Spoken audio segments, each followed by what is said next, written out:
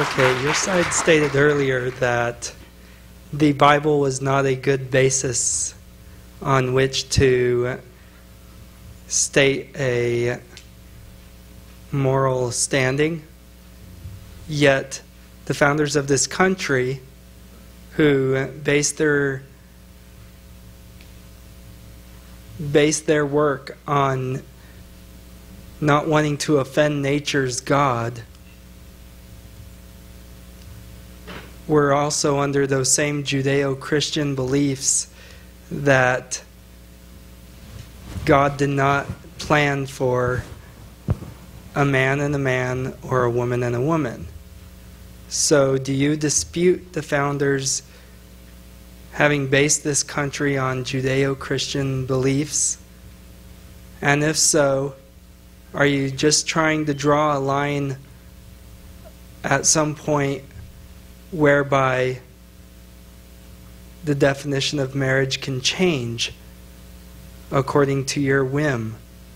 If so, would my uncle, who's a rancher, be able to marry his female horse that he's been with for years? All right, let's take your first question, which was much better put. Yeah, go ahead. What we said, this is important, we did not say that the Bible is not a good basis for moral standing. What we said is that it's not a good, or frankly, it's not a legal basis for establishing a government. And the problem you have by citing the founders is that they passed something called the First Amendment, and it says that the government shall not establish a religion.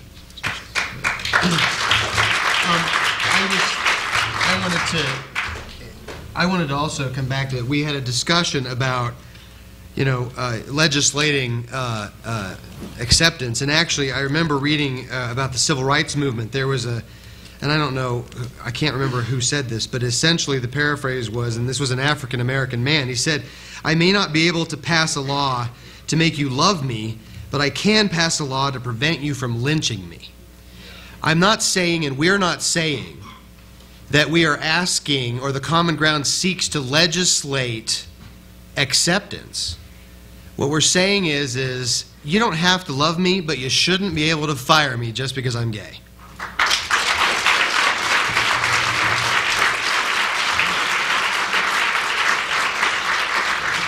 And going back to your original question, I did not, if it came across that I was trying to say the Bible is irrelevant, that's not where I was going. What I was saying is that the Bible has been used by people and abused by people to justify their own personal biases.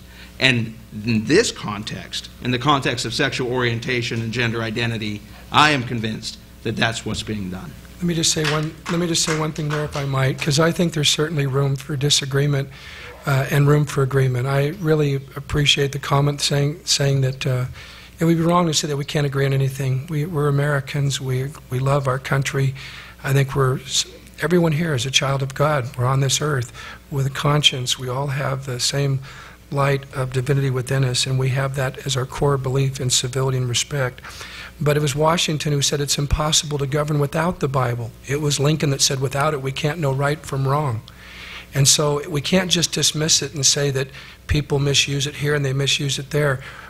We're not establishing a church. We're not suggesting that one denomination has been anointed. No one's suggesting that for one moment. But the founders, what they did believe in is they did refer to the laws of nature's God, and they all knew what that phrase meant. Actually, They all knew what that phrase meant. Let me finish.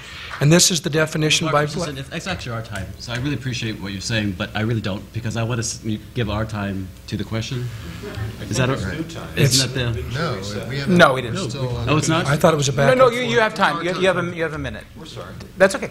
Sorry for the confusion. Religion is very important to me, and I hear it's important to you and many other people here. I think it's the idea that your version or your interpretation or how you experience the Bible is better than mine or more important than mine, and that my experiences are invalidated by it. And I think that's what the law or the government is set up to do, or what our nation is set up to do, the Constitution, is to protect that your version of God doesn't trump my version of God.